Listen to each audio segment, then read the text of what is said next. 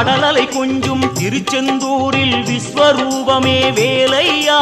பழமுதி சோலை அறுபடை வீடும் புண்ணிய தரிசனம் முருகையா திருநீர் அணிந்து வரும் போது நெஞ்சில் நிம்மதி பிறக்குது கந்தையா சுகனே சிவனார் மகனே உன்னை பாட பாட சுகமாகுதையா வேல் முருகா அரோகரா அரோகரா வேல்